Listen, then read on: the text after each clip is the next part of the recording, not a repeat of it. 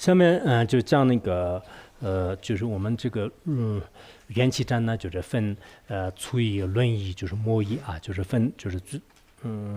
应该就是分这个就是最后的这个位义啊，就末义也可以这么说。那么这个分啊，就分发愿回向和以这个无圆满来这个结尾啊，就是应该以这个宣说无圆满来这个就结尾。那么首先是这个发愿回向呢，就是分物啊，就是其中第一个呢，就是祈愿众生得三知识这个色数而这个回向啊，就祈愿众生呢，就是得到这个三知识的色数而回向。无上道师至圣教，有心至于愿摄恩，慈善回向无与众，承蒙正是摄属因。那么这个就是说，这个我们今生当中呢，就是遇到了，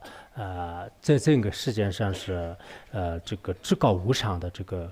道师本师就是道师释迦牟尼佛的这个殊胜的大乘圣教啊，就殊胜的大乘圣教。那么这个因缘是什么呢？就是主要是这个就遇到了这样的这个大乘这个佛教啊，在我们今生当中就是遇到了这样的这个大乘佛教。那么这个来源是什么呢？就是这个上师的恩德、上师的价值、上师的这个摄属而得到的。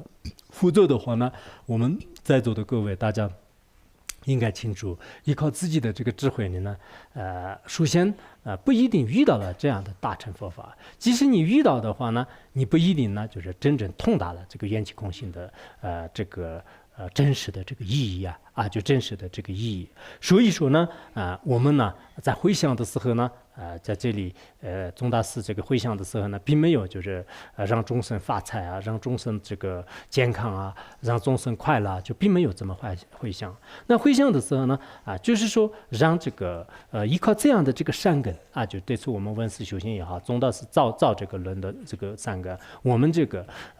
讲闻的这个善根这个善根呢，就是全部就是回向给天下无边的这个一个都不剩下的所有的这个众生，让所有的众生得到什么呢？得到都是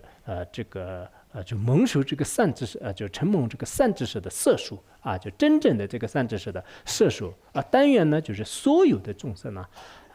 这些呢都就是遇到了这个善知识，而且善知识呢就是以欢喜心来就是摄受他们就这个是非常这个重要的。所以呢，我们在这里应该就是知道，现在这个末法时代的众生也好，世界上的任何一个众生呢，首先是他这个遇到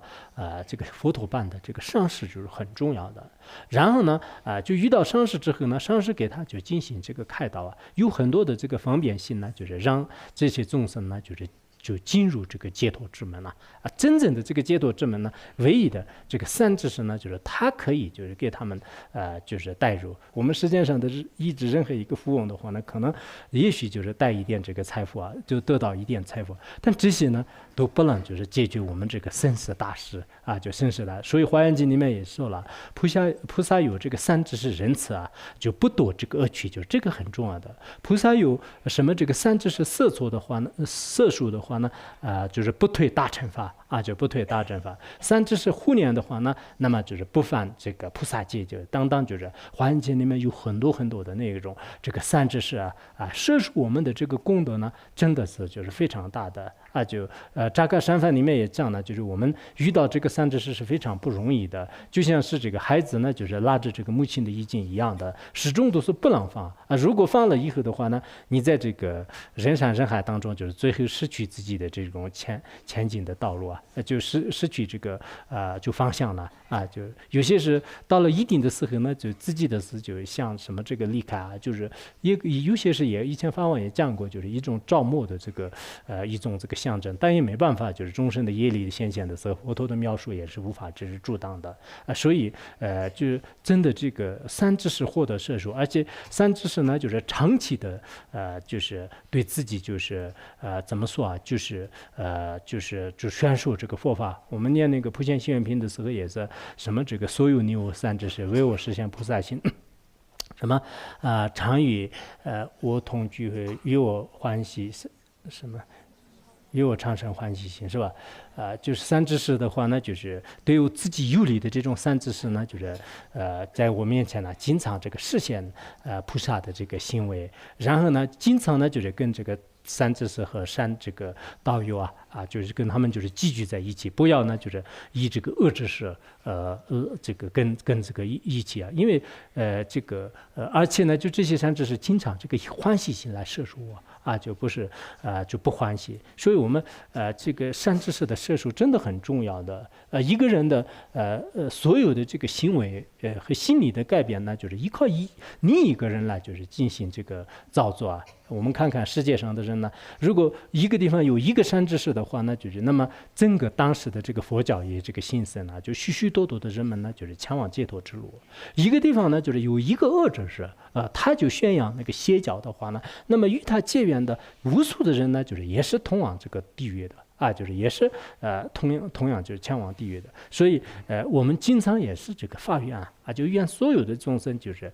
这个以善知识来这个摄受善知识得到这个摄受的话呢，比什么的就是重要有时候我们自己也可能有这种感觉吧，我都经常想就是今生当中就是虽然不敢说就是对这个佛教有什么样的这种这个贡献什么，但是自己呢就是对佛陀真的是升起就是特别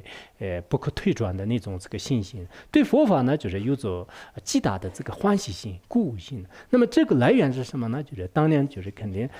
就是像是如意宝为主的很多善知识的这个显现上师应该苦口婆心的给我们这个教导就是教导，以这样的这个教导呢，就是那么现在呢，就是在心里面就稳固了，就是这些这个境界就所以说呢，始终都是就是有一种这个感恩之心就有一种感恩之心。那么我们这个发愿的时候呢，就是也是这样，就是这是第一个发愿。